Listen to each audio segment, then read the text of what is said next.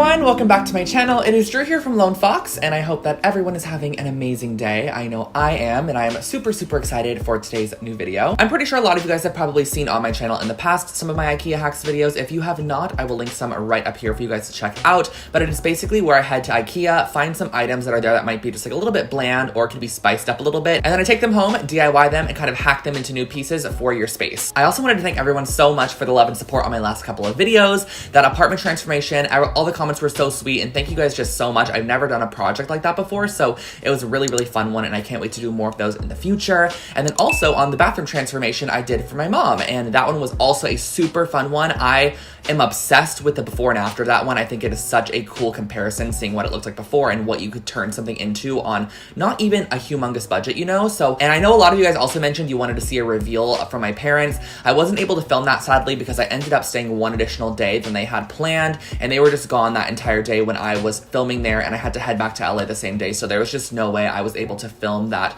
reveal, but they really do love it. And yeah, I just wanted to thank everyone so much for the love on those videos. But today we are focusing on IKEA hacks, and if you are not already, subscribe to my channel. I post brand new home decor and DIY videos every single week, and I think we should just jump right into the first one, so let's get started. For our first project here, I'm doing a rug, and I've actually used this exact rug in the past, and I did a different pattern on it with some white paint, but today I'm going to be doing a kind of like diagonal line zigzag-ish pattern. You're going to see in a second here, and I'm going to be using black paint, and I just love how I'm able to alter this super affordable $30 jute rug and just make it look a lot more expensive and something that was sold at a place like Urban Outfitters, which is where I got the inspo for this rug from. So let's turn this $30 rug into something new.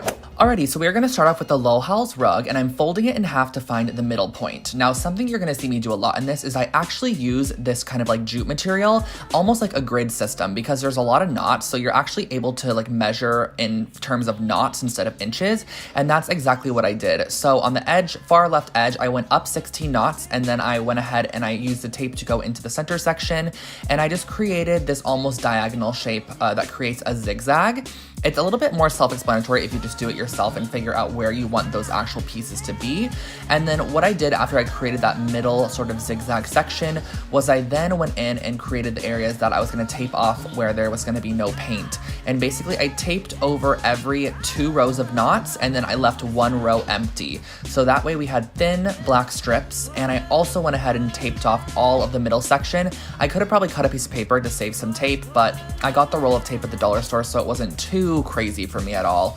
I just went ahead and taped everything off as shown here, and then I used a black spray paint to just go ahead and spray on here, and I did 2 passes on each line. And I also didn't really mind if some of the areas didn't get fully covered, because I feel like kind of a little bit of a distressed look is nice as well. So I let that dry for just a couple of hours, and then I came back and pulled off all the tape, which was so satisfying. And I just love revealing rug projects like this when I've done them in the past. This one turned out absolutely incredible, but I will let you enjoy me pulling off this tape, and that finishes off this really cute jute rug.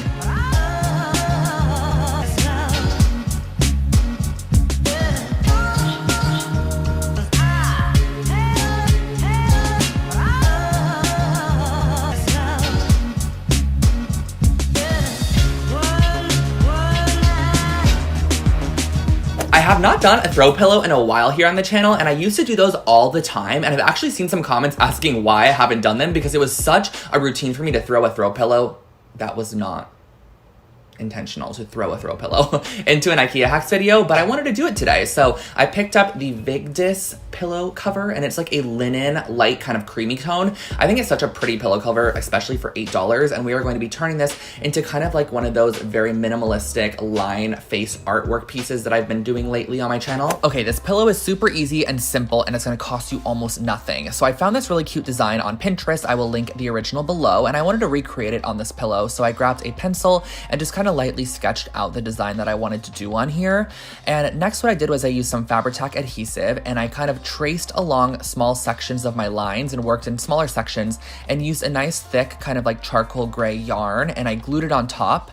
This is not going to be the finishing like look of the piece, so there's going to be a little bit more stability in a second. I just went ahead and I glued this down, that way it held in place so we can work on the next part. So I went around and did this to the entire face, and as I was doing it, I kind of did realize that that I probably should have followed the same exact graphic look and done like the red cheeks or the pink cheeks with the red lips, because when you have all this gray in this face formation, it almost can look a little wonky, if that makes sense.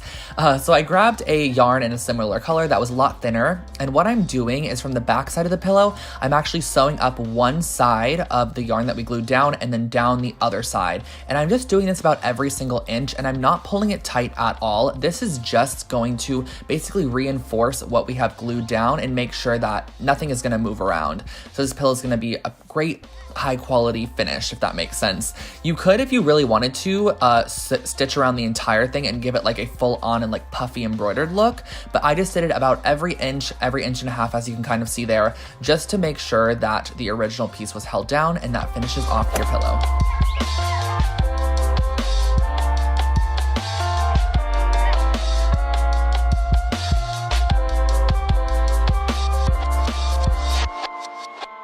And our last project is the larger scale one, and this is using the John Axel shelf system from IKEA. This is just a super affordable $20 miniature little shelf, and we're just gonna be transforming this into something that looks a little bit more expensive than just the kind of plain basic white metal.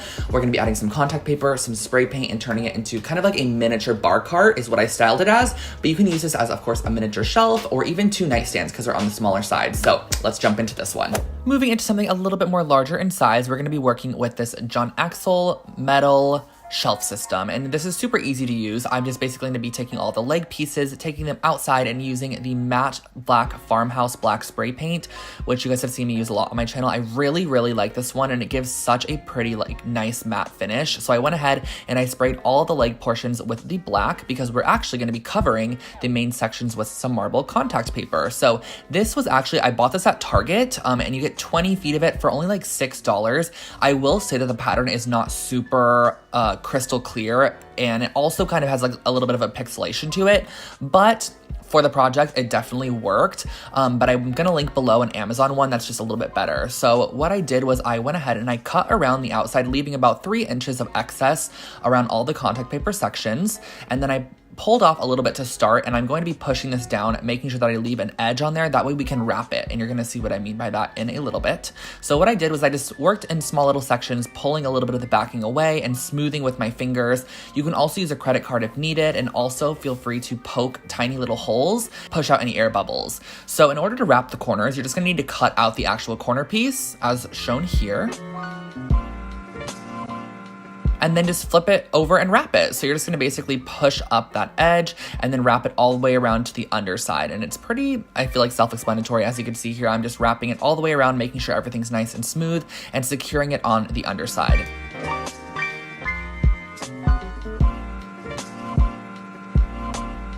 And you're gonna repeat the same steps onto all 3 shelves. And I'm also gonna link a couple other contact papers that I think that this would look really pretty with below, because there are some stunning ones on Amazon.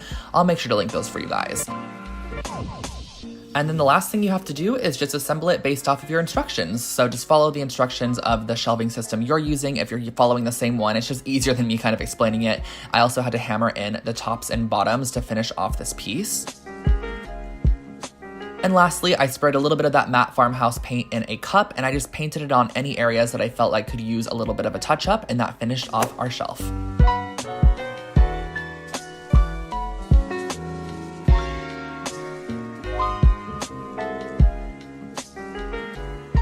So the last project is one I was actually not even going to include in the video because it did not turn out as a finished project. Basically, it did break during the drying process, and that is because I used something I shouldn't have. I used a glass object as like a mold instead of a cardboard or styrofoam or plastic object, which is what you're supposed to use for cement. So you're gonna see what happens throughout this process, but try to keep an open mind to, if you did do this using like a styrofoam bowl or something that you were able to remove easily, how cute this would actually turn out, because it's such a great idea and I still wanted to share it with you guys. So I'm gonna try to redo this, and it's using an IKEA $9 mirror, and we're turning it into this little tray, jewelry holder, vanity situation that's really cute. So let's get started. So here's that mirror I was talking about, the last spin mirror, and then this also is a Quikrete concrete. I got this at Home Depot. It comes in a 20-pound bucket, and it is pre-sifted. This is the best cement I've ever used, so I highly suggest this for you guys.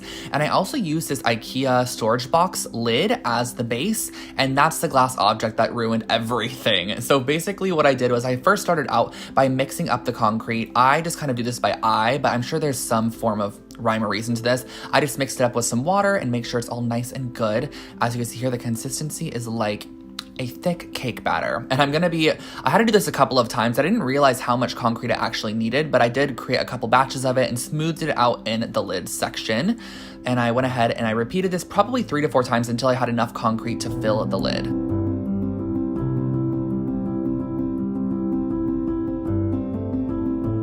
Another tip that I think is super, super helpful when working with concrete is to tap it on your surface or drop it a couple times. This is going to remove air bubbles and also really flatten the top of the surface and make sure the cement is just very equally dispersed across what you're working with.